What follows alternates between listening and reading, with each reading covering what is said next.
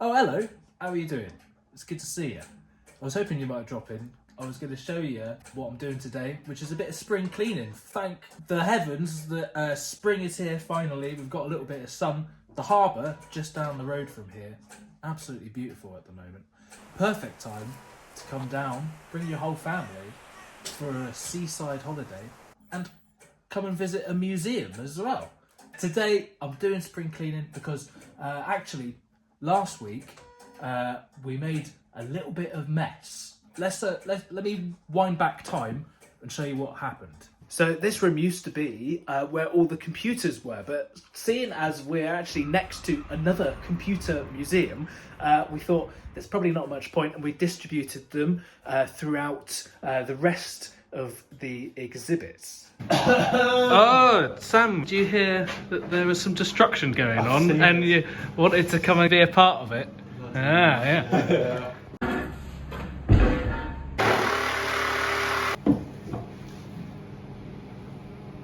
Goodbye, cabinets.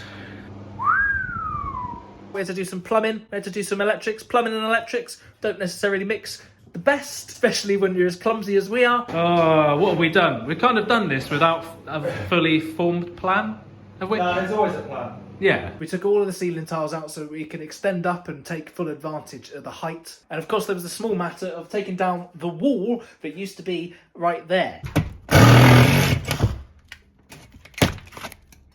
Here's Sammy. I'm currently in the telephone room, and you are in what used to be the computer room and stuff, but we're going to be moving out and increasing the electromechanical piece all the way over to where the organs are. So we're removing the wall in between. Don't worry, it's not structural. It's just a partition wall, plasterboard. Lovely. See you in a bit. Hello. We should leave the wooden stuff until we get the whole. Yeah. Have you done a risk assessment? Oh. We'll get back to the other room in a second. I'll show you what else has been happening. But yeah, try as we might to contain it, there was a fair bit of dust in here, and that's never good for electrical contacts and electromagnetic moving mechanical parts. Gets all caught in the oil and things. Just like how that switch goes into the cradle, this one pops in like that, and then you just manoeuvre these on in there, and you can give it a swizz around and clean it. Spray a bit of contact cleaner in there for good measure. Ooh. It is quite a bit of a workout, this, but if you've seen some of the previous videos that we did about cleaning these things, this is actually one of the easiest ways to do it. We have got some automatic electrical ones of these motorised cleaners. We'll get them working one day. We gave the walls, ceiling and floors a nice paint, and this is currently what the room looks like. A lot of stuff packed in here, a lot of stuff still to sort and put on the shelves, but we started making the displays here, started sorting and deciding what things we want on which shelves, and put the nice diagrams on the shelf so they look nice, and also done some lighting underneath, which is important. You need to be able to see the things on display. Section here is going to be dedicated to telegraphs. This is a teleprinter here. It's kind of like an automatic typewriter that sends messages over wires and radio. And this is the way that people used to write messages to each other before emails. We've got space for a couple displayed down here, and there's going to be one somewhere else in the museum that you can send messages to once we get this ASR 32 working. Yeah, and I said that right for people who know their telegraphs. This is an ASR 32, not a 33, so it's the slightly rarer Boudreau code version. These things are amazing once you get them going. They're basically like mechanical computers in a way. Like here, you've got a mechanical parallel to serial converter, and here's a serial to parallel converter. I've already restored this Creed 7B to working order. So down here, we have a beautiful, really old German exchange, which we haven't really talked about yet, and I'll leave that up to Sam, I think. And then next to it is going to go our GEC private automatic exchange with all the uniselectors in it, and above it is where most of the uniselectors of all these different types are going to be, and we're going to get them all working so you can see them in action. And we do have a few different types of these pulse generators here. You can see there's a motor and it goes around and makes and breaks the switch contacts here. So that could be one way to automate all of these things turning on and off. There's going to be relays and relay related things here, the doll's eye indicators that we did a video on previously. Down here is another kind of pulse generator that we don't really know that much about yet. We're going to have to research, and that will be a video as well. It looks amazing. Do you see there the 4 cams that turn around, and all of the switch contacts that are pushed open and closed? And the general idea is that the display kind of progresses down the room. So you've got simpler components here, and then you're talking about, you know, relays and electromagnetism and stuff, and moving things with electricity, and then how that's implemented in simpler switches like uniselectors. You know, you've got a relay basically in here, and that can move this rotary wiper. And then you got the 2 motion selectors, which are another degree of complication, taking the idea even further. And then we go up to things like the crossbar up here. But there's so much cool stuff here, we're going to have to find a way to shoehorn a lot of it in. Like this thing here, the Equipment Announcer 6A, with its magnetic drum with recorded announcements on that get played back by these magnetic playheads. Yeah.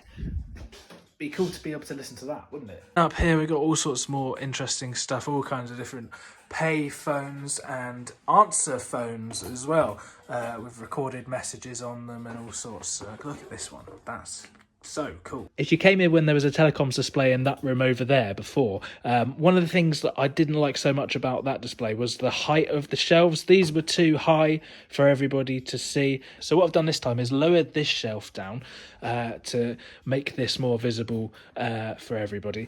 And instead of stuff on the lower shelf, we've actually got space for our archive now of all of the written materials. And I'm going to figure out, my friend who is an actual archivist is visiting this weekend, so I'm going to figure out a way of preserving those properly with like humidity control and stuff. We'll do as good as we can. You can see the back of Jones' organ there, which is cool. I'll give you a little walk through the room, show you a few things that are hanging around waiting to be displayed. Some pressure indicators there because the underground cables are pressurized to flow air through them, so that you prevent corrosion and stuff. And if you know anything about these things, do let us know in the comments, because we might not know actually, so it's really good to learn from your expertise.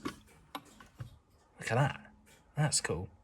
I just found this the other day. I didn't even see it before. There's all sorts of stuff that just turns up. Really intricate mechanical regenerator. That's the motorised bank cleaner. Can you see it there? Aha. This is a pretty cool uniselector because it's bi-directional. It goes both ways. So you can press this armature on the left and it goes around that way. You press the armature on the right, it goes around that way. Really cool different types of 2-motion selector here. Really old one in this wooden case. Some old types of bank cleaner. This stand here came from another different museum that's since closed down, but we're going to rejuvenate it, get it turned back into an interactive exhibit. So not only have we got the display, we've got a museum exhibit of a museum exhibit. Now it's one big long room, and you can see all the way down to the UAX13 telephone exchange. You see the telephone exchange from this angle, you can see it from here, and there's going to be more cool stuff coming on this wall. For some reason, and I don't know why, me and Sam particularly really like this type of shelving, the Storelex, it's just very pleasing for some reason. We're not affiliated with Storelex, but Mr. Storelex, if you want to reach out and sponsor us, that would be amazing, because we've bought quite a bit of your shelving. I think we've paid for your new swimming pool. One thing that we've been dreaming of for a long time is to have the Storelex stacked 4 units tall all the way to the ceiling. I know. You're as excited as I am, I can tell. And I can report that we have achieved the dream. Look at that. There is so much storage. Oh my God. I don't know why I find storage so soothing. Maybe because other parts of my life are so chaotic.